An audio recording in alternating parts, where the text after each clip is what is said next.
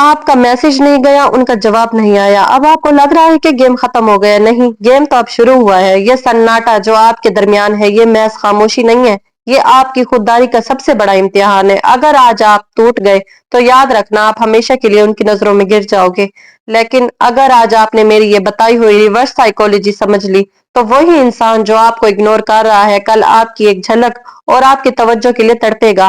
آج بات ہوگی اس خاموشی کی جو لفظوں سے زیادہ زوردار طریقے سے وار کرتی ہے۔ جب نو کانٹیکٹ میں دونوں طرف سے خاموشی ہو جائے تو آپ کا دماغ آپ کا سب سے بڑا دشمن بن جاتا ہے۔ وہ آپ کو کہتا ہے کہ وہ تو خوش ہے، اسے تو کوئی فرق ہی نہیں پڑ رہا، لیکن رک جائیں، نفسیات کہتی ہے کہ انسانی دماغ کو نامکمل کہانیاں پسند نہیں ہوتی۔ مثال لے لیجیے، کبھی آپ نے کوئی ایسی فلم دیکھی ہے جس کا کلائمیکس ہی نہ دکھایا گیا ہو؟ آپ تڑپ اٹھتے ہیں کہ آخر ہوا کیا؟ جب آپ خاموش ہوتے ہیں تو آپ ان کی زندگی کی وہ فلم بن جاتے ہیں جس کا انجام انہیں معلوم نہیں۔ وہ ہر روز آپ کی پروفائل چیک کرتے ہیں، وہ ہر رات یہ سوچتے ہیں کہ جس شخص کا دن میرے بغیر شروع ہی نہیں ہوتا تھا آج اسے میری ضرورت کیوں نہیں ہے۔ آپ کی یہ پر اسرار خاموشی ان کے دماغ میں ایک ایسا شور مچاتی ہے جو انہیں سونے نہیں دیتا۔ ایک گہری بات یاد رکھنا، محبت بھیک مانگنے سے نہیں، میسر نہ ہونے سے بڑھتی ہے۔ مثال کے طور پر آپ نے اکثر دیکھا ہوگا کہ جب کسی چیز کو حاصل کر لیتے ہیں تو اس کی قدر ختم ہو جاتی ہے۔ ہم موبائل کی قدر نہیں کرتے جو ہماری جیب میں ہے، ہم اس موبائل کے خواب دیکھتے ہیں جو دکان کے شوکیس میں بند ہے۔ جب آپ ہر وقت دستیاب تھے آپ ان کے لیے ایک کھلی کتاب تھے، اب جب دونوں طرف خاموشی ہے تو آپ نے ایک خلا قائم کی ہے۔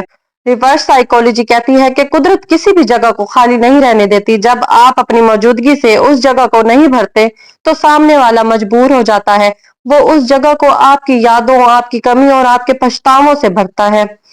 آپ سوچ رہے ہوں گے وہ تو بہت ضدی ہے، وہ کبھی نہیں جھکے گا۔ یاد رکھیں دنیا کا کتنا ہی انا پرست انسان کیوں نہ ہو، اسے توجہ کی بھوک ہوتی ہے۔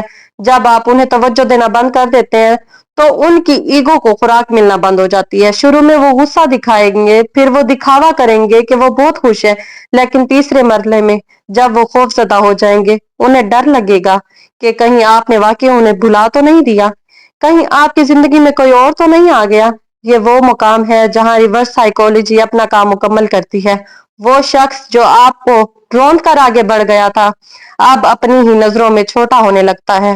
آپ نے دیکھا ہوگا کہ طوفان سے پہلے سمندر بالکل پرسکون ہو جاتا ہے۔ جاہل انسان سمجھتا ہے کہ سمندر ڈر گیا ہے، لیکن سمجھدار انسان جانتا ہے کہ یہ خاموشی تباہی کی علامت نہیں بلکہ تبدیلی کی علامت ہے۔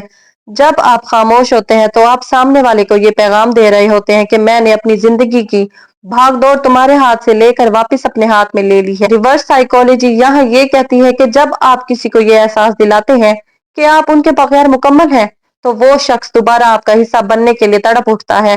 انسان ہمیشہ اس چیز کی طرف کھینچا چلا جاتا ہے جو اس کے قابو میں نہ ہو۔ آپ کی خاموشی ان کے لیے ایک ایسی عدالت بن جاتی ہے جہاں وہ خود ہی وکیل ہوتے ہیں اور خود ہی مجرم ہوتے ہیں۔ وہ اپنی غلطیوں کا دفاع نہیں کر پاتے کیونکہ آپ وہاں لڑنے کے لیے موجود ہی نہیں ہوتے۔ آپ کی غیر موجودگی انہیں ان کی اپنی ہی نظروں میں چھوٹا کر دیتی ہے۔ انسان کی نفسیات یہ ہے کہ وہ اس سائے کے پیچھے بھاگتا ہے جو اس سے دور جا رہا ہو اور اس سائے سے دور بھاگتا ہے جو اس کے پیچھے پڑ جائے۔ کبھی آپ نے غور کیا ہے کہ جب ہم کسی بند کمرے میں ہوں اور اچانک بجلی چلی جائے تو ہم اس وقت تک بے چین نہیں ہوتے جب تک ہمیں یہ احساس نہ ہو جائے کہ اب اندھیرا مستقل ہو سکتا ہے۔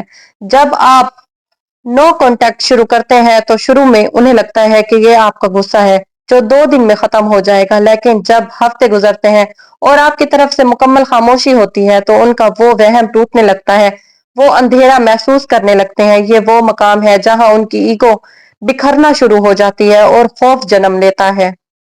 لوگ مجھ سے پوچھتے ہیں کہ میڈم اگر وہ پھر نہ آیا تو؟ میرا جواب غور سے سننا، خاموشی کا مقصد صرف اسے واپس لانا نہیں ہے بلکہ خود کو واپس پانا ہے۔ ایک شکاری جب شکار کے لیے جھاڑیوں میں چھپتا ہے تو وہ خاموش ہو جاتا ہے، اس کا مطلب یہ نہیں ہوتا کہ وہ ڈر گیا ہے بلکہ وہ اپنے وار کے لیے صحیح وقت کا انتظار کر رہا ہوتا ہے۔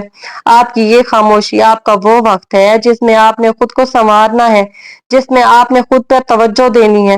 اگر آپ اس کی خاموشی کے دوران روتے رہیں گے، اپنی انرجی اس کی سوچوں میں ضائع کریں گے، اپنی انرجی کو اس کے لیے ضائع کریں گے، لیکن اگر آپ نے اس دوران اپنی زندگی بدلی، اپنے کریئر پر کام کیا اور خوش رہنا سیکھ لیا तो आप जीत गए।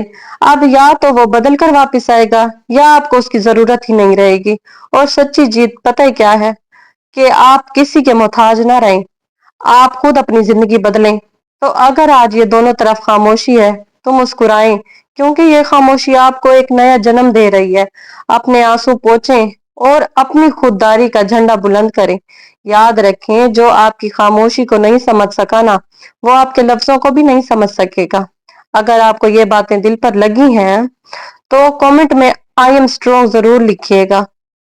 इस 8 मिनट की खामोशी की जंग में जीत उसकी नहीं होगी जो बेहतर बोलना जानता हो, बल्कि जीत उसकी होगी जो बेहतर सुनना जानता हो। अगर इस दौरान आपने अपनी सोशल मीडिया पर उदासी नहीं दिखाई, उनके दोस्तों से उनका हाल नहीं पूछा, अपनी जिंदगी को बेहतर बनाने पर काम किया, तो यकीन माने आप जीत चुके हैं।